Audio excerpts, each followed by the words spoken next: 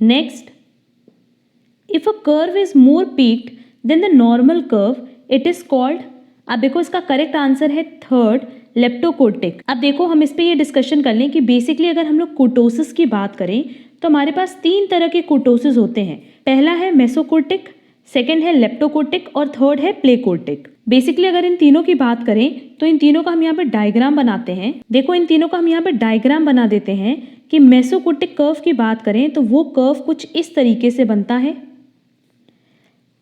लेप्टोकोर्टिक curve इस तरीके से बनता है और प्लेकोर्टिक कर्व इस तरीके से बनता है। देखो अगर मेसोकोर्टिक की बात करें तो बेसिकली इसमें क्या है कि जो डिस्ट्रीब्यूशन है वो ज़्यादा मॉडरेट होगा ब्रेड्थ में, और इसका जो कर्व है वो किस तरीके का बन रहा है, with medium peaked height, medium peaked height. But अगर लेप्टोकोर्टिक की बात करें तो इसका शार्पली पीक्ड है विथ हैवी टेल्स, कि इनकी जो टेल्स है वो क्या है, हैवी है, बट ये शार्पली पीक्ड बनते हैं। बेसिकली ज़्यादा वैल्यूज इनकी कहाँ होगी, टेल्स में। क्लियर। और प्लेकोर्टिक का जो ग्राफ है ना वो इस तरीके से बनता है। तो प्लेकोर्टिक का जो ग्राफ है उसमें कर्व किस तरह का बन रहा है, फ्लैट पीक, क्योंकि इसमें फ्यूअर वैल्यूज अलोकेटेड होती हैं टेल्स में। क्लियर। तो देखो जैसा कि हमसे क्वेश्चन में पूछा था कि if a curve is more peaked than the normal curve, normal curve भी इस तरीके से बनता है ना, है ना, और नॉर्मल कर्व से भी ज्यादा पीक्ड कौन सा कर्व होगा, लेप्टोकोर्टिक, दैट इज 3। बेसिकली जो लेप्टोकोर्टिक डिस्ट्रीब्यूशन है, ये जो डिस्ट्रीब्यूशन है ये पॉजिटिव कोर्टोसिस के साथ होता है और ये ज्यादा होता है किससे, नॉर्मल डिस्ट्रीब्यूशन से। नॉर्मल डिस्ट्रीब्यूशन में अगर हम लोग बात करें तो उसमें जो कोर्टोसिस है वो किसके इक्वल होता है, 3 के। क्लियर। और अगर हमारा कोर्टोसिस 3 से भी ज्यादा है तो उसको हम क्या बोलेंगे, लेप्टोकोर्टिक डिस्ट्रीब्यूशन। तो इसका करेक्ट आंसर होगा third, leptokurtic. Next, 2 dice are thrown and the side of both dice facing up are observed. Which of the following events are mutually exclusive events? अब देखो क्वेश्चन में हमसे पूछा है म्यूचुअली एक्सक्लूसिव इवेंट, तो simply mutually exclusive events मतलब क्या होता है कि जब 2 इवेंट्स म्यूचुअली एक्सक्लूसिव हों, इसका मतलब वो डिसजॉइंट होते हैं। Clear. That is if they can not both occur at the same time, कि वो कभी भी एक सेम टाइम पे दोनों साथ में अकर नहीं कर सकते हैं, उसको हम कहते हैं म्यूचुअली एक्सक्लूसिव इवेंट। फिर से समझ लो कि what is mutually exclusive event. Mutually exclusive event मतलब जहां 2 इवेंट कभी भी साथ में अकर नहीं कर सकते, that is eight the same time दोनों अकर ना करें। क्लियर। जैसे इन केस मान लो हम सिंगल कॉइन टॉस कर रहे हैं, तो चाहे तो हेड आएगा चाहे टेल आएगा, क्या दोनों साथ आ सकता है, नहीं। तो ये है म्यूचुअली एक्सक्लूसिव इवेंट। देखते हैं, फर्स्ट है both dice are the same number, both dice are the even number. ये तो पॉसिबल है कि दोनों डाइज में 2 हो और दोनों ही इवन है, दैट इज ये म्यूचुअली एक्सक्लूसिव नहीं है। म्यूचुअली एक्सक्लूसिव मतलब अगर ए अकर करता तो बी उस पॉइंट ऑफ टाइम पे अकर नहीं कर सकता। Next, one of the dies shows a 2, let's say कि ये 2 शो कर रहा है, and the sum is greater than 8। If in case मान लेते इसमें 6 भी आएगा तो क्या ये ग्रेटर देन 8 पॉसिबल है, नहीं। और 6 से लेस कुछ भी ले लो, 5, 4, 3, 2, 1, कभी भी तुम्हारा सम 8 से ज्यादा नहीं आएगा। इसका मतलब अगर ए अकर करेगा तो बी अकर नहीं करेगा और बी अकर करेगा तो ए अकर नहीं करेगा, तब सेकेंड ऑप्शन क्या है, म्यूचुअली एक्सक्लूसिव इवेंट।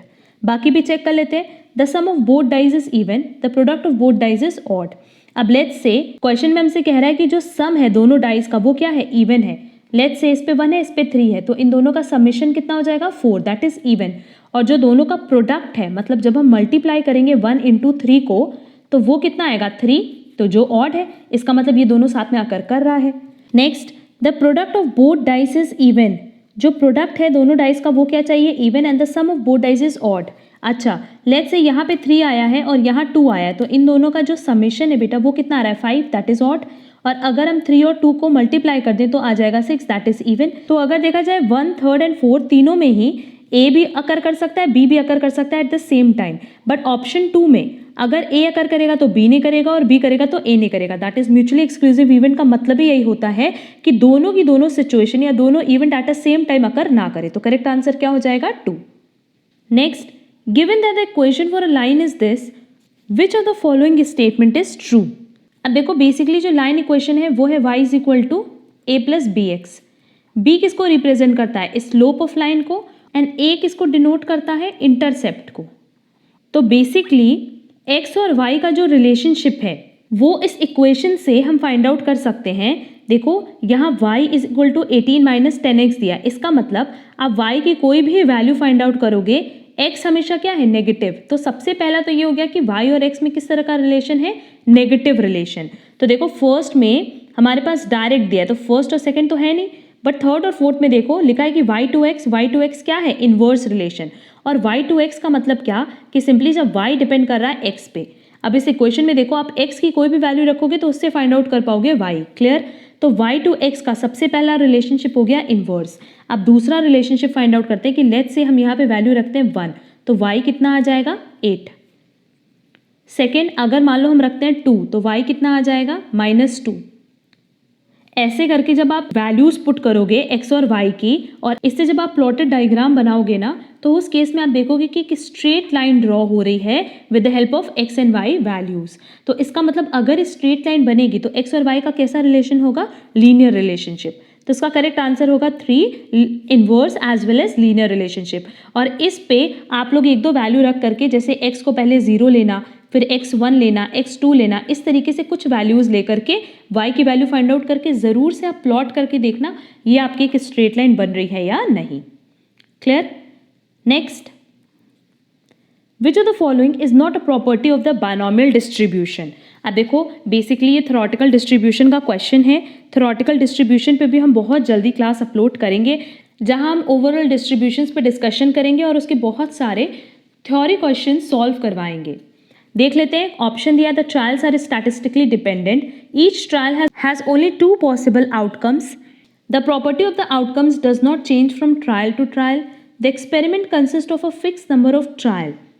अब देखो क्वेश्चन में हमसे ये चीज़ पूछा है कि इसमें से कौन सी उसकी प्रॉपर्टी नहीं है। तो बायनॉमियल डिस्ट्रीब्यूशन में जो ट्रायल्स हैं वो कभी भी आपस में एक दूसरे पर डिपेंडेंट नहीं होते हैं, क्योंकि सिंपली जैसे यहाँ हम लोग क्या लेते हैं, एक लेते हैं होने की प्रोबेबिलिटी दैट इज सक्सेस, और एक लेते हैं फेलियर। तो सक्सेस और फेलियर कभी भी आपस में डिपेंडेंट सिचुएशन नहीं होती है स्टैटिस्टिकली, क्लियर। और बाकी अगर 3 आप देखोगे ना, तो वो तीनों की तीनों प्रॉपर्टी हैं किसके, बायनॉमियल डिस्ट्रीब्यूशन के, कि जो एक्सपेरिमेंट है उसमें फिक्स्ड नंबर ऑफ ट्रायल्स आएंगे, जो प्रोबेबिलिटी आउटकम्स की does not change from trial to trial, ऐसा नहीं कि हर ट्रायल पे आपकी प्रोबेबिलिटी चेंज होगी, और 2 पॉसिबल आउटकम्स ही आ सकते हैं हर ट्रायल के, एक सक्सेस और एक फेलियर। सक्सेस को डिनोट करेंगे P से और फेलियर को डिनोट करेंगे Q से, क्लियर। तो इसका करेक्ट आंसर होगा 1। Next, which approach to probability would be used to calculate the probability of India winning a match against Australia? Option दिया, classical approach, subjective approach, relative frequency approach और cluster approach. इसका correct answer होगा 3rd, relative frequency approach, क्योंकि basically अगर हम लोग relative frequency approach की बात करें तो इसमें बेसिकली हमें रेशियो पता चलता है किसका, एक सिंगुलर इवेंट का। और यहाँ पे सिंगुलर इवेंट क्या है, India winning a match against Australia. तो सिंगुलर इवेंट, कौन से इवेंट पे बात करें, इंडिया और ऑस्ट्रेलिया के मैच पे।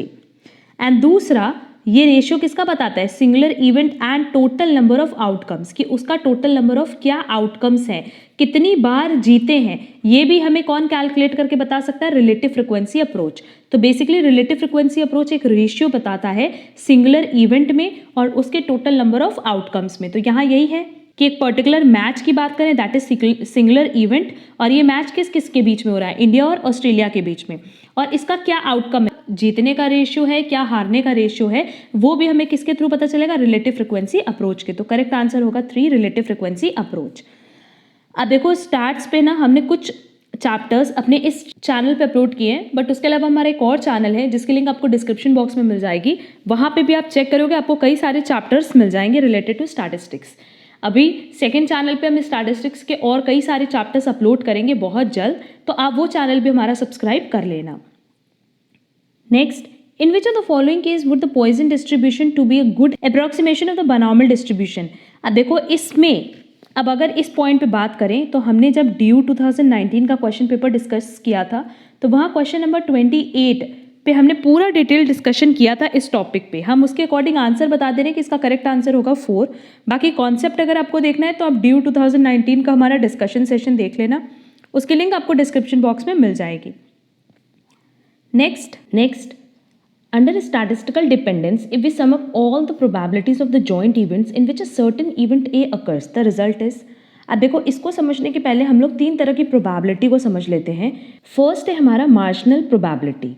Basically the probability of an event occurring, that is probability of A. किसी एक पर्टिकुलर इवेंट की प्रोबेबिलिटी जब अकर करती है उसको हम कहते हैं मार्जिनल प्रोबेबिलिटी। एंड यहाँ बेसिकली ये अनकंडीशनल प्रोबेबिलिटी होता है, दैट इज यहाँ किसी भी तरह का कोई कंडीशन नहीं है जिसपे प्रोबेबिलिटी ऑफ ए डिपेंड करे। Clear? It is not conditioned on another event. ये किसी दूसरे इवेंट पे कंडीशनड या डिपेंडेंट नहीं होता। जैसे इफ इन केस मान लो हमने कार्ड की बात की और हमने कहा कार्ड ड्रॉन इज रेड, तो क्या ये किसी पे डिपेंडेंट है? नहीं। सीधे सीधे रेड आने की प्रोबेबिलिटी कितनी हो जाएगी? 26 डिवाइडेड बाय 52, क्योंकि हम सबको पता है कि हाफ कार्ड क्या होता है? रेड, और हाफ होता है ब्लैक, है ना? तो क्या इस रेड आने की प्रोबेबिलिटी किसी पे डिपेंडेंट है? नहीं। तो सिंपली ये क्या हो जाएगा? Marginal probability. तो याद रखना कि व्हाट इज मार्जिनल प्रोबेबिलिटी? जहाँ पे जो इवेंट है उसकी प्रोबेबिलिटी अकर करने के लिए कोई भी कंडीशन नहीं होती, विदाउट एनी कंडीशन ये अकर करता है। और इसको हम डिनोट किससे करते हैं? Probability of a. Next is joint probability, जिसको बेसिकली हम लोग डिनोट ही करते हैं probability of a and b, या हम कह सकते हैं probability of a and b. ये है जॉइंट प्रोबेबिलिटी। तो अब यहाँ देखो क्या होगा, जब भी हम लोग यहाँ प्रोबेबिलिटी की बात करेंगे तो हम लोग 2 और मोर इवेंट्स की बात करेंगे। क्लियर? दैट इज 2 या 2 से ज़्यादा पॉइंट की जब इंटरेक्शन होती है उस प्रोबेबिलिटी को हम क्या कहते हैं? Joint probability. अब इसमें भी एग्जाम्पल लो, अगेन कार्ड का ही एग्जाम्पल हम ले रहे हैं। मान लेते हैं हमें कार्ड ड्रॉ करना है जो कि 4 भी हो एंड रेड भी हो। तो देखो यहाँ पे 2 इवेंट्स की बात किया है, 4 प्लस रेड। तो 4 बेसिकली कितना होगा? 4 होता है 52 कार्ड्स में, 2 ब्लैक 2 रेड, तो 2/52। क्लियर? तो जॉइंट प्रोबेबिलिटी मतलब जहां हम 2 या 2 से ज़्यादा इवेंट की बात करते हैं और उसका कंबाइंड प्रोबेबिलिटी कैलकुलेट करते हैं। तो 4 एज वेल एज रेड, ये क्या हो गया? 2 इवेंट्स, और इसको हमने डिनोट भी किया P A इंटरसेक्शन B से। Now last one is conditional probability, और कंडीशनल प्रोबेबिलिटी को हम डिनोट करते हैं A/B से। अब देखो कंडीशनल प्रोबेबिलिटी मतलब क्या? जहाँ पे इवेंट A अकर तो करेगा बट उसके पीछे कोई ना कोई कंडीशन होगी। जैसे अगर A अकर कर रहा है तो given that event B occurs, A तब अकर करेगा जब B भी अकर करे। जैसे इसका पहले एग्जांपल लो कि लेट्स से हमें मान लेते हैं हमें कार्ड ड्रॉ कर रहे हैं, बेसिकली रेड कार्ड ड्रॉ कर रहे हैं। अब हमें ये प्रोबेबिलिटी निकालनी कि उसमें से कितने कार्ड 4 होंगे। क्लियर? तो सबसे पहले रेड कार्ड अगर हम ड्रॉ कर रहे हैं तो रेड कार्ड कितना होगा? 26 डिवाइडेड बाय 52, है ना? रेड कार्ड ओवरऑल कितना होता है? 26, और 26 में 4 आने की प्रोबेबिलिटी क्या है? 2। तो करेक्ट आंसर क्या हो जाएगा? 2 डिवाइडेड बाय 26। तो यहाँ देखो हमने कंडीशन लगा दी। हमने डायरेक्ट ये नहीं बोला कि 4 कितना आएगा रेड कार्ड का, हमने बोला अगर हम रेड कार्ड ही ड्रॉ कर रहे हैं तो उसमें 4 आने की प्रोबेबिलिटी कितनी है। तो सबसे पहले हमें पहली कंडीशन कंप्लीट करनी थी रेड कार्ड की, और फिर हमें चेक करना था 4 को। क्लियर? तो इसको हम कैसे डिनोट करते हैं बेटा? P A divided by P। Clear? अब देखो इन तीनों का जो रिलेशनशिप है जॉइंट प्रोबेबिलिटी का, मार्जिनल प्रोबेबिलिटी का एंड कंडीशनल प्रोबेबिलिटी का, वो क्या है? कंडीशनल प्रोबेबिलिटी को हम डिनोट करते हैं प्रोबेबिलिटी A/B। जॉइंट प्रोबेबिलिटी क्या है? Probability of A and B। और मार्जिनल प्रोबेबिलिटी क्या है? प्रोबेबिलिटी ऑफ A और प्रोबेबिलिटी ऑफ B। क्लियर? तो ये देखो ये हो गया हमारा कंडीशनल प्रोबेबिलिटी, ये हो गया जॉइंट प्रोबेबिलिटी, और ये हो गया मार्जिनल प्रोबेबिलिटी। तो ये इन तीनों का बेसिकली रिलेशनशिप था। क्लियर? तो अब याद रहेगा कि अगर हम किसी पर्टिकुलर इवेंट की बात करें तो मार्जिनल प्रोबेबिलिटी की बात कर रहे हैं, अगर 2 इवेंट या 2 से ज़्यादा इवेंट की साथ में बात करें तो जॉइंट प्रोबेबिलिटी की बात कर रहे हैं, अगर हम एक इवेंट को दूसरे इवेंट पे डिपेंड करा रहे हैं, दैट इज उसकी कंडीशन लगा रहे हैं, तो हम कंडीशनल प्रोबेबिलिटी की बात कर रहे हैं। चलो अब क्वेश्चन पे चलते हैं। अब देखो ये क्वेश्चन बहुत ही इजीली समझ में आएगा, क्योंकि क्वेश्चन में लिखा है under statistical dependence we sum up all the probabilities of joint events in which a certain event A occurs. हम किस एक पर्टिकुलर इवेंट की बात करें, प्रोबेबिलिटी ऑफ A की, तो नो डाउट हम किसकी बात करें बेटा? मार्जिनल प्रोबेबिलिटी की। तो उसका करेक्ट आंसर होगा 2, marginal probability. Next, which of the following is a measure of dispersion. अब डिस्पर्जन में देखो बेसिकली क्या चीज़ें आती हैं? 4 चीज़ें आती हैं, range, quartile deviation, mean deviation and standard deviation. तो नो डाउट इसका करेक्ट आंसर क्या होगा 1। अगर हम लोग बात करें मीडियन, मीन और मोड की, तो ये क्या है central tendency. Clear, that is measure of central tendency है mean, median, mode. Next, while computing a weighted index the current period quantities are used in the, अब देखो करंट पीरियड क्वांटिटीज मतलब Q1 की बात कर रहा है, तो फॉर्मूला देख लेते हैं। लास्प्रेस मेथड का फॉर्मूला होपफुली याद होगा, summation P1 Q0 divided by summation P0 Q0 multiply by 100। तो यहाँ हम जो क्वांटिटी यूज कर रहे हैं वो क्या करंट पीरियड से रिलेटेड है? नहीं, वो लास्ट पीरियड या बेस पीरियड से रिलेटेड है। पैशेज मेथड देखते हैं। पैशेज मेथड का फॉर्मूला है P1 Q1 divided by summation P0 Q1 multiply by 100। अब यहाँ देख जो हमने वेट लिया है वो वेट क्या है? वो है करंट पीरियड क्वांटिटीज, और क्वेश्चन में हमसे यही पूछा है कि वेट हम कब करंट पीरियड क्वांटिटीज लेंगे। तो करेक्ट आंसर होगा 4 पैशेज मेथड। अब मार्शल एडजवर्थ मेथड की बात करें, क्योंकि एग्जाम में इससे भी रिलेटेड कोई ना कोई क्वेश्चन पूछ ही सकता है। तो इसका फॉर्मूला क्या था? Summation P1 divided by summation P0, और जो हमने इसमें बेस लिया था वो क्या था? Q0 plus Q1 as well as Q0 plus Q1, क्योंकि वेट हमेशा हम सेम लेते हैं।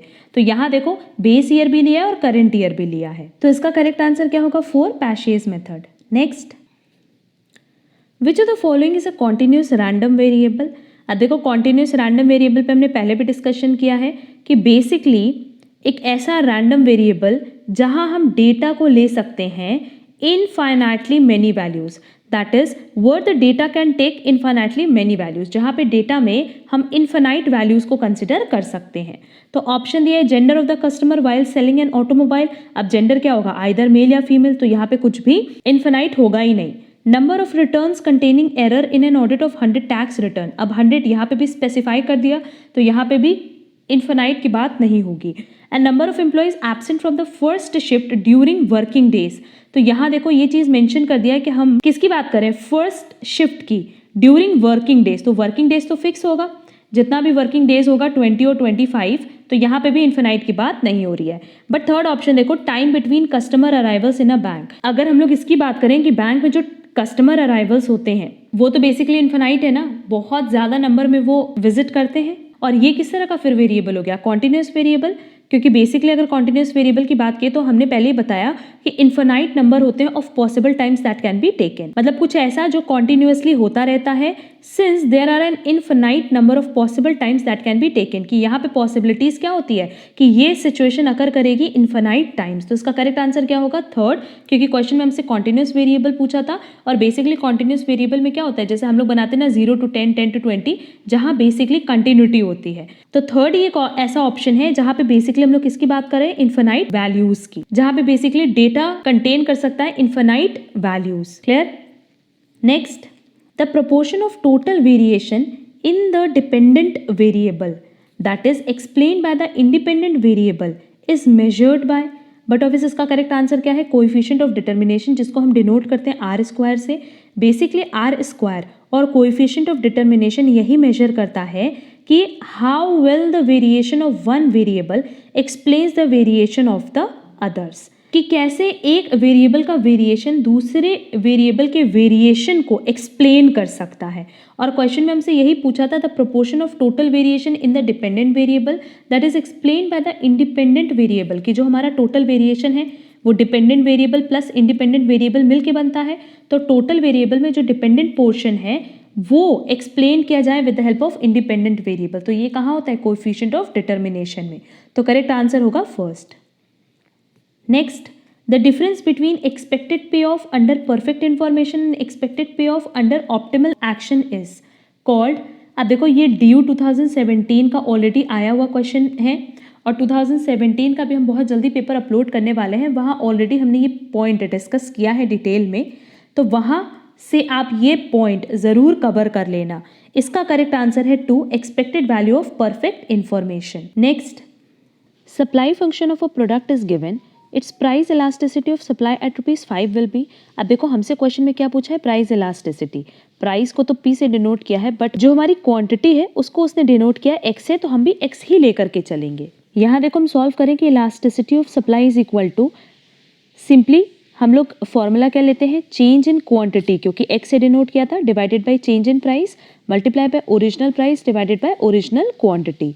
और हम इसको कैसे लिख सकते हैं बेटा, dx divided by dp multiply original price upon original quantity. Original price हमारे पास ऑलरेडी गिवन है 5 और ओरिजिनल क्वांटिटी हम सिंपली कैलकुलेट कर सकते हैं क्योंकि हमारे पास सप्लाई फंक्शन गिवन है।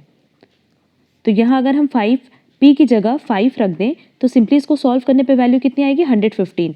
तो ओरिजिनल प्राइस और ओरिजिनल क्वांटिटी आ गई।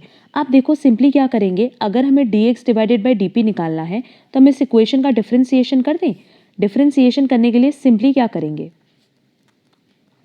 बोथ साइड डिफरेंशिएशन करेंगे। यह आ जाएगा dx divided by dp is equal to, directly हम सॉल्व कर रहे हैं, इसको सॉल्व करेंगे तो कितना आ जाएगा 8p। क्लियर। तो इसकी वैल्यू कितनी हो गई बेटा 8p। ओरिजिनल प्राइस कितना गिवन है 5 और ओरिजिनल क्वांटिटी हमने कितना निकाला 115। अब देखो डिफरेंशिएशन, अगर आपको प्रॉब्लम होगी डिफरेंशिएशन में तो हम बार बार बोल रहे हैं कि अगर आप डिफरेंशिएशन इंटीग्रेशन की क्लास चाहते हैं तो आपको कमेंट बॉक्स में कमेंट करना होगा कि इसकी बेसिक क्लास की रिक्वायरमेंट है, तो हम इसकी बेसिक क्लास ड्राफ्ट कर देंगे। अब देखो सिंपली हम क्या कर रहे हैं, फॉर्मूले पे वैल्यू पुट करें 8p multiply 5 divided by 115। p की वैल्यू हम सबको पता है, p की वैल्यू कितनी है 5, तो ये कितना हो जाएगा 8 5 ज़ा 40। क्लियर। तो 40 मल्टीप्लाई 5 कितना हो जाएगा 200 डिवाइडेड बाय 115। तो जैसे ही हम 200 डिवाइडेड बाय 115 करेंगे हमारा करेक्ट आंसर आ जाएगा और आंसर कितना होगा 1.7391, जिसको हम कह सकते हैं 1.74। तो देखो हमारे पास ऑप्शन दिया हुआ है 2, यही इसका करेक्ट आंसर है 1.74। If this is equal to this then x y z and डब्ल्यू। अब देखो मैट्रिसेस हैं और मैट्रिसेस में अगर हम बात करें तो ये किसके बराबर होगा 1 के, ये किसके बराबर होगा -2 के एंड सो ऑन।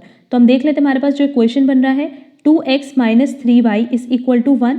अब देखो x और y की वैल्यू हमें फाइंड आउट करनी है तो फिर हम इसको यूज़ कर लेते हैं कि x + 4y ये किसके बराबर हो जाएगा बेटा 6 के। क्लियर। अगर इस इक्वेशन को हम 2 से मल्टीप्लाई कर दें तो ये हो जाएगा 2x, ये हो जाएगा 8 और ये कितना हो जाएगा 12। बस अब देखो ये कट जाएगा, यहाँ पे कितना होगा -11y इज इक्वल टू -11। तो y कितना आ गया 1, है ना। अब देखो ये y इज इक्वल टू 1 किस किस ऑप्शन में, सेकंड और थर्ड। तो no doubt answer either second होगा या थर्ड होगा। अब हम लोग क्या करते हैं, देखो x की वैल्यू तो सेम है तो x की वैल्यू फाइंड आउट नहीं करते हैं, y की वैल्यू आ गई। अब हम लोग फाइंड आउट कर लेते हैं किसकी वैल्यू, z की। तो z इस इक्वेशन में है और इस इक्वेशन में है, तो z - w is equal to -2 and 3z + 4w is equal to 29। अब क्या करेंगे, इसको अगर हम मल्टीप्लाई कर दें 4 से तो ये हो जाएगा 4z, ये हो जाएगा 4w और ये कितना हो जाएगा -8। बस अगेन इन दोनों को माइनस कर दें। अब ये देखो यहाँ पे हमें साइन चेंज करने की जरूरत नहीं क्योंकि ये -4w है और ये +4w है, तो ये कट जाएगा। ये हो जाएगा 7z इज इक्वल टू 21 और z इज इक्वल टू कितना आ गया बेटा 3। अब देखो ये सिर्फ इस ऑप्शन में दिया हुआ है तो करेक्ट आंसर नो डाउट क्या होगा 3, बाकी हमें चेक करने की जरूरत नहीं है। अगर मान लो इस क्वेश्चन में कोई भी दिक्कत होगी तो कमेंट बॉक्स में कमेंट करना, वैसे इसका एक डिटेल सोल्यूशन हम टेलीग्राम चैनल पे अपलोड कर देंगे। नेक्स्ट, अब देखो जो नेक्स्ट क्वेश्चन है क्वेश्चन नंबर 65, ये ऑलरेडी ड्यू 2019 में आया हुआ क्वेश्चन है। क्वेश्चन नंबर 42 जो कि हमने जब 2019 का क्वेश्चन पेपर डिस्कस किया था तो वहाँ पे ये डिटेल डिस्कशन किया था और इसका पूरा एक डिटेल सोल्यूशन हमने ऑलरेडी टेलीग्राम चैनल पे अपलोड किया हुआ है। इसका करेक्ट आंसर होगा 4-1। Next, a sum of 10,000 deposited for 10 years at 10% per annum compounded continuously will result to rupees। अब देखो सिंपली यहाँ पे कंपाउंड इंटरेस्ट का फॉर्मूला अप्लाई करना है एंड कंपाउंड इंटरेस्ट का फॉर्मूला क्या है, p 1 + r divided by 100 to the power t, है ना। जहाँ r दिया हुआ है 10%, टाइम दिया है 10 years और सम दिया है दैट इज प्रिंसिपल दिया है 10,000। तो सिंपली यहाँ पे फॉर्मूले पे सिर्फ वैल्यूज़ का एप्लीकेशन करना है, 10% divided by 100 to the power 10। अब देखो जब इसको सॉल्व करेंगे तो वैल्यू आएगी 1.1 टू द पावर 10 और इसको हम लोग सीधे सीधे क्या करेंगे 1.1 मल्टीप्लाई 1.1 मल्टीप्लाई 1.1 ऐसे करके 10 टाइम्स जब इसको मल्टीप्लाई करेंगे तो इसका जो आंसर आएगा वो आएगा 2.59374। क्लियर। सिंपली इसको मल्टीप्लाई करके आंसर आएगा 25,937 तो मेरा जो आंसर आ रहा है वो आ रहा है 25,937, जो कि ऑप्शन में कहीं पे भी नहीं दिया है। तो ये चारों ऑप्शन ही रॉन्ग है। एक्चुअली में इसका करेक्ट आंसर कितना होगा? 25,937। Next, a linear demand function provides that quantity demanded is nil at ₹50. Demand is 100 units if price is equal to 0. अब देखो हमारे पास डिमांड और प्राइस कितना दिया है? डिमांड 0 दिया है जब प्राइस 50 है, और डिमांड 100 दिया है जब प्राइस 0 है। It's price elasticity of demand eight P ₹25 will be. देखो सिंपली यहाँ पे 50 से 0 हुआ है, हम ये कह सकते हैं कि 100% फॉल हुआ है, और यहाँ 0 से 100 हो गया, दैट इज़ 100% राइज हुआ। तो सिंपली अगर प्राइस में 100% फॉल होगा तो डिमांड हमारी 100% से इंक्रीज हो जाएगी। तो यहाँ इलास्टिसिटी ऑफ डिमांड कितना है? 1 है, क्योंकि 1 मतलब क्या कि जितना प्राइस में चेंज हो रहा है उतना ही हमारा डिमांड में भी चेंज हो। जैसे अगर प्राइस 10% से फॉल हो रही है तो डिमांड भी 10% से इंक्रीज करे। क्लियर? तो किसी भी लेवल पे देखेंगे तो हमारे पास क्या आएगा? Elasticity of demand is equal to 1। तो इसका करेक्ट आंसर क्या होगा? Third 1। Next, marginal revenue function given है, करस्पॉन्डिंग डिमांड फंक्शन हमें फाइंड आउट करना है। अब देखो सिंपली क्योंकि हमारे पास MR दिया हुआ है बेटा, जो कि है 2 - 6x, तो MR मतलब क्या? MR की हेल्प से हम TR निकाल सकते हैं, और TR क्या होता है? Summation of MR। तो अब मेरे पास MR की एक वैल्यू दी हुई है, तो हम ये मान लेते हैं कि आगे की वैल्यू क्या होगी? कांस्टेंट होगी। क्लियर? तो अब TR निकालने के लिए सीधे हम क्या करेंगे? इंटीग्रेशन करेंगे 2 - 6x का प्लस कांस्टेंट वैल्यू। और हम इसको कैसे लिख सकते हैं? अगर हम इसका इंटीग्रेशन कर दें तो इंटीग्रेशन पे वैल्यू आएगी 2x minus 6x² divided by 2 plus k। अब देखो इंटीग्रेशन और डिफरेंशिएशन के बेसिक्स क्वेश्चन अगर आपको चाहिए तो हमने पहले बताया कि आप कमेंट बॉक्स में कमेंट करना, तो उसके basics questions and basic formulas हम अपलोड कर देंगे। ये हो जाएगा 2x minus 3x² plus k। Clear? अब देखो सिंपली क्वेश्चन को सॉल्व करने के लिए हम ये मानेंगे कि अगर हमारा x 0 है, दैट इज प्रोडक्शन 0 है, तो टोटल रेवेन्यू कितना होगा? 0, और k that is constant value क्या होगी? 0। तो इसको हम इस तरीके से लिख सकते हैं कि TR is equal to 2x minus 3x², क्योंकि k को हमने क्या लिया है? 0। k बेसिकली क्या है? कांस्टेंट है। और TR इज इक्वल टू क्या होता है बेटा? Price multiply quantity. क्वांटिटी को हम लोग और कैसे लिख सकते हैं? x। क्लियर? क्योंकि देखो क्वेश्चन में भी x मेंशन है, तो अब TR की वैल्यू है 2x minus 3x² is equal to P multiply by x। और हम इसको कैसे लिख सकते हैं कि हमारा प्राइस किसके बराबर है? 2x minus 3x² divided by x के। क्लियर? अब देखो फाइनली हमारे पास जो P की वैल्यू बची वो कितनी बची? 2 माइनस 3x बची। तो P इज इक्वल टू क्या हो जाएगा? 2 माइनस 3x। और हम कह सकते हैं x कितना हो जाएगा? ये वैल्यू इधर ले आओ और p इधर ले आओ, तो ये हो जाएगा 2 minus p divided by 3। Finally मेरे पास जो वैल्यू बची वो ये है कि अगर हमें x यूनिट्स प्रोड्यूस करना है तो उसकी वैल्यू कितनी आएगी? 2 माइनस p बाई 3। और अगर हमें रेवेन्यू निकालना है तो सिंपली कितना हो जाएगा? 2 माइनस 3x। तो देखो क्वेश्चन नंबर 68 का करेक्ट आंसर क्या होगा? 2। यही दिया हुआ है, x is equal to 2 minus p divided by 3। Clear? Next, the average cost function of a product is given, the total cost of producing 10 units will be rupees। अब देखो अगर हमें टोटल कॉस्ट निकालना है with the help of average cost, तो हम सबको पता है कि एवरेज कॉस्ट क्या होता है? Total cost divided by x। तो हम कह सकते हैं कि total cost is equal to average cost multiply by x। Average cost हमारे पास ऑलरेडी गिवन है, और x को हमने क्या लिया है? यूनिट लिया है। फिलहाल हमें पता है कि वो 10 यूनिट्स है, बट स्टिल अभी हम क्या मान रहे हैं कि जो यूनिट्स प्रोड्यूस्ड हुई हैं, लेट्स से कि वो x यूनिट्स हैं। तो TC कितना हो जाएगा बेटा? ये हो जाएगा x plus 5 plus 36 divided by x multiply by x, जो कि हमने यूनिट्स ली है। अब देखो ब्रैकेट ओपन करने पे ये कितना हो जाएगा? x² plus 5x plus 36 divided by x into x। x cut जाएगा, बचेगा कितना? 36। क्लियर? अब देखो x की वैल्यू ऑलरेडी हमारे पास गिवन है 10 यूनिट्स, कि अगर हम 10 यूनिट्स बनाएं तो हमारी टोटल कॉस्ट कितनी आएगी? तो 10 का स्क्वायर प्लस 5 इंटू 10 प्लस 36। तो ये कितना हो जाएगा? जब हम इसको कैलकुलेट करेंगे तो हमारे पास जो आंसर आएगा वो आएगा 186। तो इसका करेक्ट आंसर होगा 4। नेक्स्ट, हमारे पास A दिया हुआ है और इन्वर्स पूछा है मैट्रिक्स का। तो अब देखो इन्वर्स का हम यहाँ पे तुम लोग को फॉर्मूला बता देते हैं। जैसे ये 2 इंटू 2 का मैट्रिक्स है, हमने पहले भी बताया कि मैट्रिक्स और डिटर्मिनेंट्स पे हमने पूरा लेक्चर अपलोड किया हुआ है।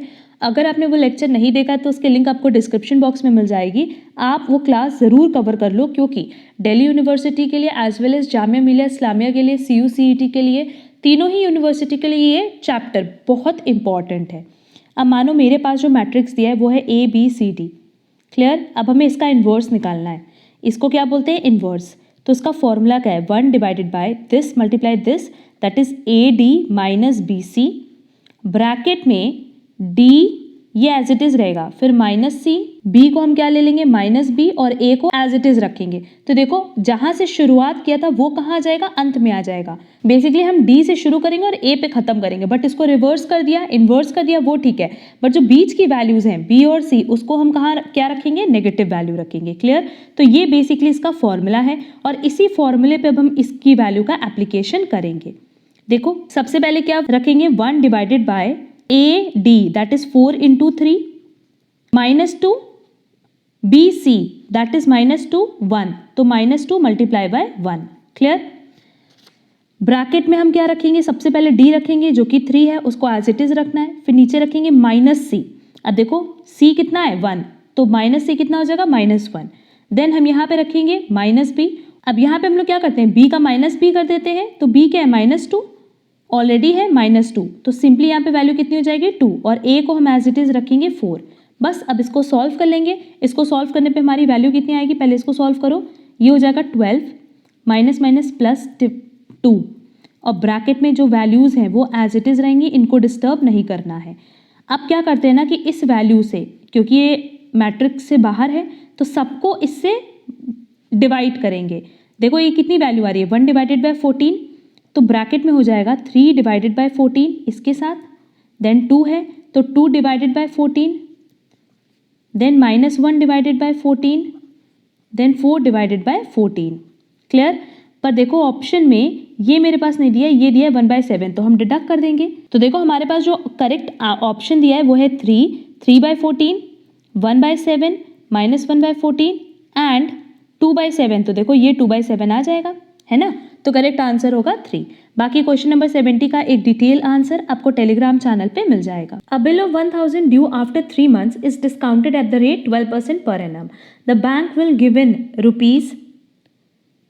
अब देखो यहाँ पे जो ऑप्शंस दिए हैं ना, चारों ऑप्शंस रॉन्ग है, क्योंकि 98 नहीं, 980, 970, 990 और 950 होगा। बेसिकली एग्जाम में भी यही आंसर दिया हुआ था, तो इसलिए हमने यहाँ पे इसको करेक्ट करा दिया है। तो देखो अगर 1000 रुपये है, उस पे उन्होंने डिस्काउंट किया 12%, और 3 महीने के बाद वो पैसा मिलना था जो उन्होंने आज दिया है। तो देख लेते हैं, इस पे आएगा हमारा 30 रुपीज़, दैट इज़ डिस्काउंट की वैल्यू कितनी आ रही है 30, और 1000 रुपीज़ का बिल था, उसमें से अगर वो 30 डिडक्ट करें तो वो हमें कितना रिटर्न करेंगे, 970, है ना। तो करेक्ट आंसर क्या हो जाएगा 2, 970। Next, if a demand function has unitary price elasticity of demand at all levels then corresponding demand function will be। अब देखो क्वेश्चन में हमसे क्या बोला, unitary price elasticity, that is ED is equal to क्या होगा 1। तो इस केस में जितना आपका प्राइस चेंज होगा, लेट्स से प्राइस चेंज हो रहा है 10% से, तो डिमांड भी चेंज होगा कितने से, 10% से, क्लियर। तो इसका करेक्ट आंसर होगा x is equal to constant divided by p, that is 2। If interest is compounded semi annually at 12% per annum then corresponding effective rate will be. अब देखो इफेक्टिव रेट का क्वेश्चन 2018 में भी आया था, जो हमने डिस्कस किया था। अब इफेक्टिव रेट के लिए ना एक फॉर्मूला देख लो, जिससे बहुत ही सिंपली आप क्वेश्चन सॉल्व कर पाओगे।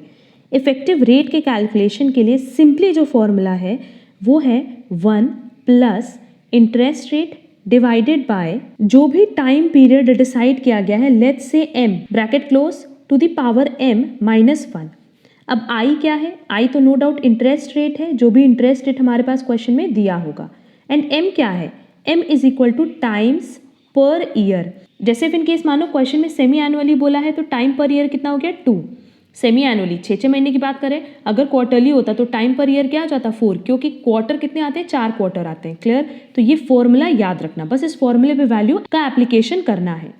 अब देखो 12% है, तो सीधे इफेक्टिव रेट क्या हो जाएगा 1 plus 12%, that is 0.12 divided by time per year, semi annually है, दैट इज 6 मंथ्स की बात कर रहा है, और पूरे साल में 12 मंथ्स होता है, तो सिंपली 6 मंथ्स कितनी बार आएगा 2 टाइम्स, तो divided by 2 to the power 2 -1। अब इसको सॉल्व कर लेते हैं। देखो सबसे पहले इसको कट कर लो, ये कितना आ जाएगा, ये आएगा 0.06, क्लियर। तो जो हमारे पास ब्रैकेट में बचा है वो कितना बचा है 1.06 टू द पावर 2 -1। पहले इसको सॉल्व करो, को सॉल्व करने पे वैल्यू आएगी 1.1236 माइनस 1 करेंगे तो सिंपली कितना आ जाएगा 0.1236। अब मल्टीप्लाई बाय 100 कर दो तो 12.36 इसका करेक्ट आंसर आ जाएगा। तो इसका करेक्ट आंसर क्या है 4। Clear? Which one of the following statement is not false, मतलब करेक्ट पूछ रहा है। Entrepreneurship is a strategy to capture larger market share. To a greater extent, entrepreneurship promotes concentration of economic power. Entrepreneurship does not promote capital formation. और entrepreneurship encourages balanced regional growth. पहला 3 तो गलत है, इसका correct answer होगा 4, क्योंकि basically अगर entrepreneurship की बात करें तो ये एक बैलेंस्ड रीजनल ग्रोथ और रीजनल डेवलपमेंट को प्रमोट करता है। बेसिकली ये जो रीजन वाइज दैट इज एक रीजनल डिस्पैरिटीज हैं उनको ख़त्म करने में पूरी हेल्प करता है, क्योंकि बेसिकली ये बैकवर्ड एरियाज़ में और लेस डेवलप्ड एरियाज़ में भी अपनी इंडस्ट्रीज़ ये लोग सेट करते हैं। एंड इंडस्ट्रीज़ की और बिजनेस की जो ग्रोथ है उन एरियाज़ में जो बैकवर्ड एरियाज़ और अंडर डेवलप्ड एरियाज़ हैं वहाँ सबसे बड़ा फ़ायदा क्या होता है कि large number of public benefits होता है, जैसे रोड ट्रांसपोर्टेशन बनेगा, हेल्थ में फ़ायदा होगा, एजुकेशन में फ़ायदा होगा, एंटरटेनमेंट में फ़ायदा होगा। तो कहीं ना कहीं एंटरप्रेन्योरशिप रीजनल बैलेंस ग्रोथ में बहुत ज़्यादा हेल्प करते हैं और उसको एनकरेज करते हैं। और एनकरेज करने का सिंपल एक तरीका यही है कि रीजन वाइज जो डिस्पैरिटीज़ हैं उनको ख़त्म करने का क्या तरीका है कि उनके एरियाज़ में भी आप इंफ्रास्ट्रक्चर का डेवलपमेंट करो, एजुकेशन प्रोवाइड करो। जो बेसिकली एंटरप्रेन्योर कैसे करते हैं, सिंपली इंडस्ट्रीज सेट करके। जैसे उन्होंने इंडस्ट्रीज डाली बैकवर्ड एरियाज़ में या लेस डेवलप्ड एरियाज़ में तो तुरंत वहाँ का डेवलपमेंट स्टार्ट हो जाता है। क्लियर? तो करेक्ट आंसर क्या होगा 4। Next, when was startup action plan launched by the Indian government. Basically startup India initiative launch हुआ था 16 जनवरी 2016 में। क्लियर? तो इसका करेक्ट आंसर क्या होगा 2016। Next, which one of the following statement is not true for an LLP, that is limited liability partnership. It is a body corporate, yes it is a body corporate. It does not have a legal entity, ये गलत है क्योंकि इनका registration mandatory है under LLPs act 2008। इनका registration mandatory, और जैसे इसका रजिस्ट्रेशन होता है ना, इसकी अपनी लीगल एंटिटी होती है, सेपरेट एंटिटी होती है इनके पार्टनर्स से।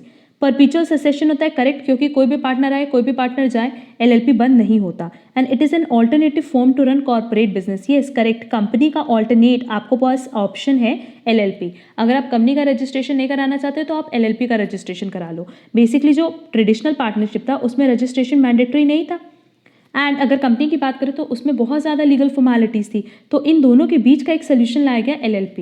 बट LLP का क्योंकि रजिस्ट्रेशन मैंडेटरी है इसलिए इसको एक सेपरेट एंटिटी की तरह ट्रीट किया जाता है। क्लियर? तो इसका करेक्ट आंसर क्या होगा 2, कि it does not have legal entity, ये करेक्ट नहीं है। Next, we have move to knowledge economy over the last few decades, who among the following visualize the emergence of knowledge worker. इसका correct answer है A, Peter Drucker. Next, as suggested by Robert Katz, the lower level managers need to prioritize different type of skills in this order. Basically जो lower level managers हैं वो work करते हैं, वही operation में involved होते हैं जैसा उनको गाइड किया जाता है मिडिल लेवल मैनेजर के थ्रू। तो उनमें किस तरह की स्किल्स इन्वॉल्व होनी चाहिए, उनमें होनी चाहिए technical skills, human skills and conceptual skills.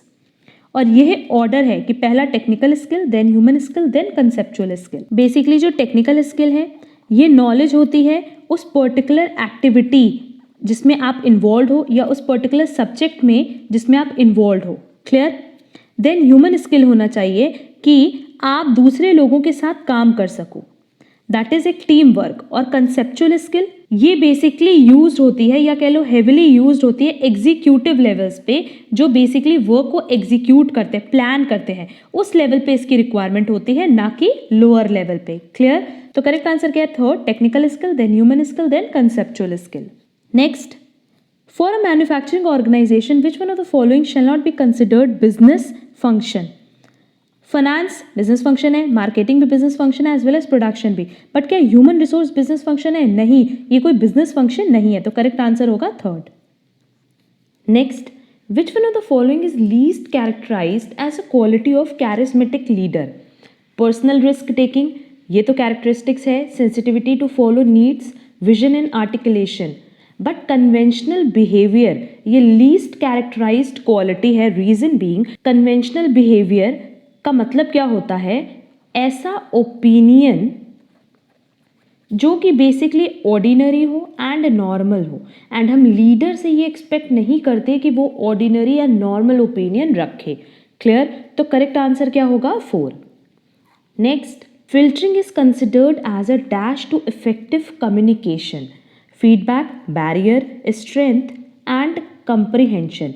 filtering की बात करें तो बेसिकली हम इसको क्या मानते हैं? Barrier to effective communication. तो करेक्ट आंसर क्या होगा? Two barrier. Next, which of the following statement is not true? The principle of unity of command leads to a thinking that a subordinate should have one superior। unity of command में तो यही चीज़ है कि हर एक subordinate के लिए सिर्फ एक ही बॉस होगा, that is one superior होगा। Next, a simple organizational structure has a low degree of departmentalization and narrow span of control। अच्छा। Next, divisional structure groups employees into units by product, service, customer और geographic market area. जो divisional structure होता है वो इसी के basis पे होता है, तो कोई एक पर्टिकुलर डिवीजन करते हैं और उसी के बेसिस पे अपने एम्प्लॉयज़ को डिस्ट्रीब्यूट करते हैं। And last, matrix structure combines functional and product structures. ये भी सही है कि जितने भी फंक्शंस हैं उनको हम प्रोडक्ट के साथ कंबाइन करते हैं, और ये जो पूरा का पूरा स्ट्रक्चर है ये कैसा स्ट्रक्चर है? Matrix structure. तो इसका मतलब इसका करेक्ट आंसर क्या होगा? 2। तो कह रहे हैं कि अगर मान लो हम सिंपल ऑर्गेनाइजेशनल स्ट्रक्चर अपना रखते हैं, यहाँ क्या होगा कि बेसिकली डिपार्टमेंटलाइजेशन नहीं होगा and narrow span of management होगा, मतलब कि कुछ सिंगल मैनेजर्स या सुपरवाइजर्स होंगे फ्यू सबॉर्डिनेट्स को चेक करने के लिए। क्लियर? तो क्या ऐसा होता है? नहीं, सिंपल ऑर्गेनाइजेशनल स्ट्रक्चर में ऐसा कुछ भी नहीं है। सिंपल ऑर्गेनाइजेशनल स्ट्रक्चर में भी प्रॉपर डिपार्टमेंटलाइजेशन हो सकता है and wide span of management हो सकता है। तो करेक्ट आंसर क्या होगा? 2। Next, Robert Kaplan and David Norton developed balanced scorecard to measure strategic organizational performance. Which one of the following is not the part of scorecard? तो देखो, अगर हम लोग बात करें स्कोर कार्ड की, that is balanced business score card की, तो उसमें 4 पर्सपेक्टिव थे। पहला था फाइनेंशियल पर्सपेक्टिव, नेक्स्ट था कस्टमर पर्सपेक्टिव, दैट इज कि कौन सा नया प्रोडक्ट सेल करेंगे, किस तरीके से उसको हम मार्केट में सेल करेंगे, next internal business perspective, and last था innovative and learning perspective. Clear? तो बेसिकली ये 4 पर्सपेक्टिव थे as per balanced scorecard. तो नो डाउट फाइनेंशियल परफॉर्मेंस है, कल्चर है, प्रोडक्ट है, बट क्या कहीं पे भी वर्क लाइफ कॉन्फ्लिक्ट है? नहीं। वर्क लाइफ जैसे हम काम कर रहे हैं उससे रिलेटेड कोई कॉन्फ्लिक्ट की बात हम बैलेंस स्कोर कार्ड में नहीं बात करेंगे। बैलेंस स्कोर कार्ड में हम हर उस चीज़ की बात करेंगे जहां हम बैलेंस मेंटेन करते हैं और उस बैलेंस को कैसे मेंटेन करते हैं। क्लियर? तो करेक्ट आंसर क्या हो जाएगा? Simply 4। Next, as per section 22 of the Companies Act 2013 for execution of a bill of exchange, अगर हमें बिल ऑफ एक्सचेंज एग्जीक्यूट करना है एज पर सेक्शन 22, तो सिंपली अ कंपनी मे और may not have common seal with authorisation of company secretary and one director. वो बहुत ही easily bill of exchange को एग्जीक्यूट कर सकती है, चाहे तो अपने कॉमन सील के थ्रू, और अगर कॉमन सील नहीं है तो सिंपली वो कंपनी सेक्रेटरी एंड एक डायरेक्टर से ऑथराइजेशन करा सकती है। तो करेक्ट आंसर क्या होगा? 4। Next, according to section 2 subsection 92 of the Companies Act 2013, unlimited company means a company, unlimited company एक ऐसी कंपनी होती है जहां मेंबर्स की कोई लाइबिलिटी फिक्स नहीं होती, दैट इज मेंबर्स की लाइबिलिटी क्या होती है? अनलिमिटेड। तो करेक्ट आंसर होगा first, not having any limit on the liability of its members. Next, the fees payable to the registrar at the time of registration of a new company differs according to the, देखो authorise capital पे सब कुछ based है। Question में हमसे ये कह रहा है कि अगर हमें रजिस्ट्रार को फीस पे करना है at the time of registration of a new company, हमारी ओल्ड कंपनी थी और अब हमें नया कंपनी, एक न्यू कंपनी अब हम रजिस्टर कराने जा रहे हैं, तो इन दोनों के रजिस्ट्रेशन के टाइम जो भी हमने फीस पे की होगी ना, वो कंप्लीटली किस पे बेस्ड होती है, ऑथराइज कैपिटल पे। आप ये नहीं कह सकते कि ओल्ड कंपनी के रजिस्ट्रेशन के टाइम हमने 20,000 पे किया था लेट्स से, तो न्यू कंपनी के टाइम भी हम 20,000 पे करेंगे। क्यों? क्योंकि ये सब कुछ किस पे बेस्ड होता है, आपके ऑथराइज कैपिटल पे। आप जितना ऑथराइज कैपिटल डिसाइड करोगे उसके बेसिस पे आपकी फीस लगेगी। And what is authorise capital? Authorise capital मतलब होता है मैक्सिमम कैपिटल जो एक कंपनी इशू कर सकती है अपने लाइफ टाइम में। क्लियर? तो करेक्ट आंसर क्या हो जाएगा? First, authorised capital. Next, a public limited company having share capital may commence its business activity. अब देखो, अगर आपकी कंपनी पब्लिक लिमिटेड कंपनी है और शेयर कैपिटल है, दैट इज गारंटी कंपनी नहीं है, शेयर कैपिटल वाली कंपनी है, तो आप अपने बिजनेस को स्टार्ट कर सकते हो। बट कब से? From the date of commencement of business certificate. आपके बिजनेस सर्टिफिकेट में जो कमेंसमेंट डेट दी होगी ना, उस डेट से आप अपने बिजनेस को स्टार्ट कर सकते हो। तो करेक्ट आंसर क्या होगा? 4। क्लियर?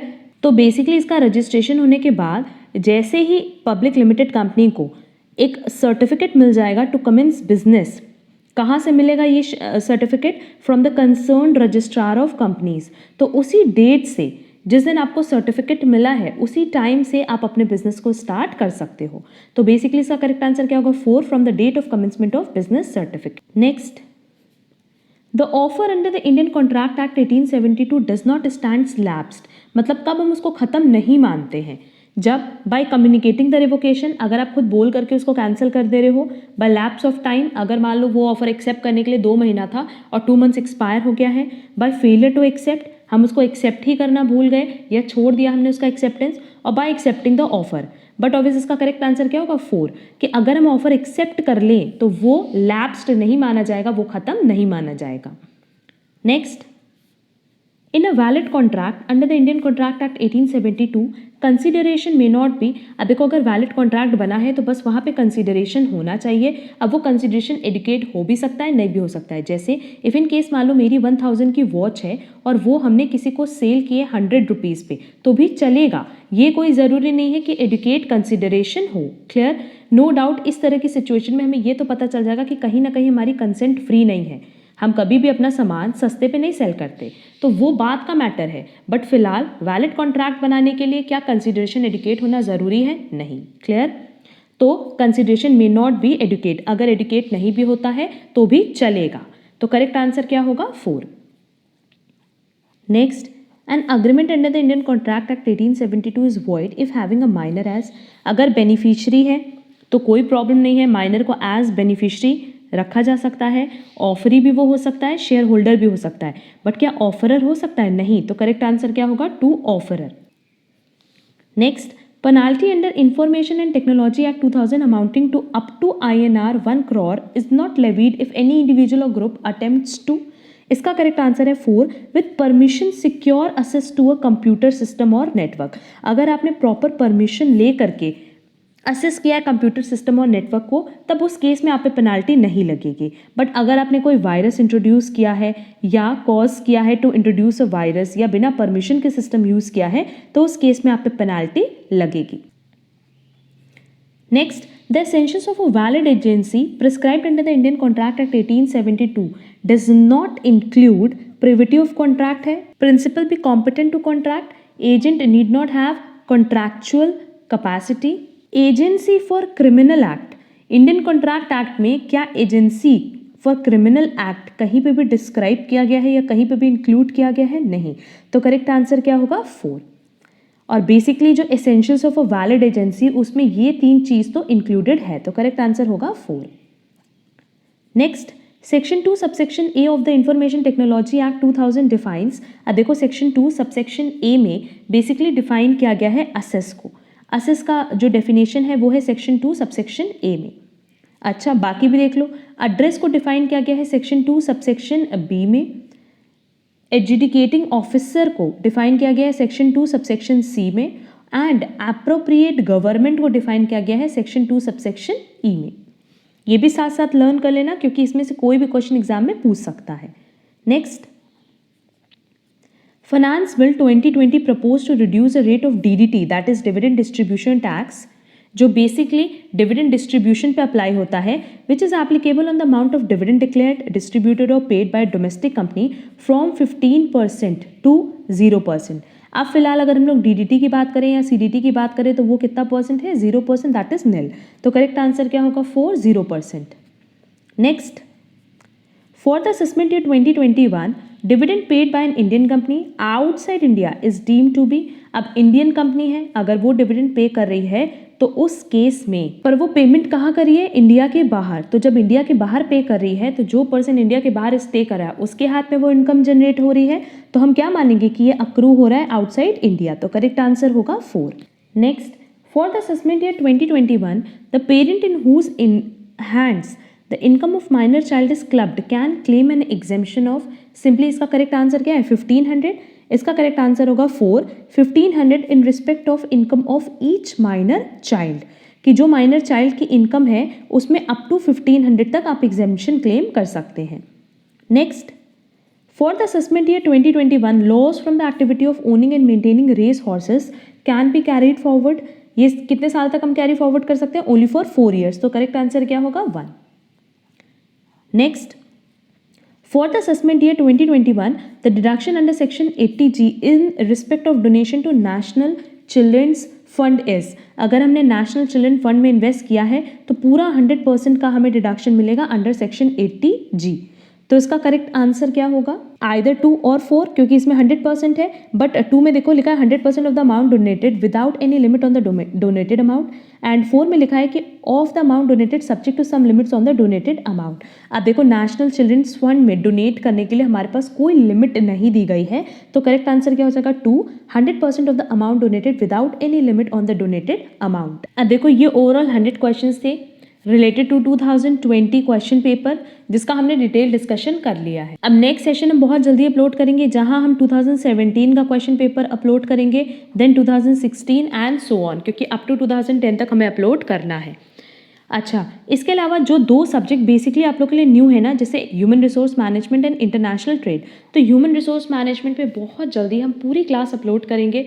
वो क्लास आप ज़रूर कर लेना, क्योंकि 2021 में no doubt human resource management से क्वेश्चंस कवर करेंगे एग्जाम में, और उसका पूरा detail concept with MCQ session हम अपलोड कर देंगे। आज की क्लास की जो PDF है वो आपको हमारे टेलीग्राम चैनल पर मिल जाएगी, दैट इज 2020 क्वेश्चन पेपर आपको ईजिली हमारे टेलीग्राम चैनल पर मिल जाएगा, तो वहाँ से आप उसको डाउनलोड कर लेना। और अगर आज के पूरे सेशन में कहीं पे भी कोई डाउट हो तो आप कमेंट बॉक्स में कमेंट करके ज़रूर पूछना। अगर आपको हमारी क्लास पसंद आई हो तो आप चैनल को सब्सक्राइब ज़रूर कर देना, सो दैट आपको सारी क्लासेस के प्रॉपर अपडेट्स एंड नोटिफिकेशन मिल जाए। आज के लिए बस इतना। Thank you so much.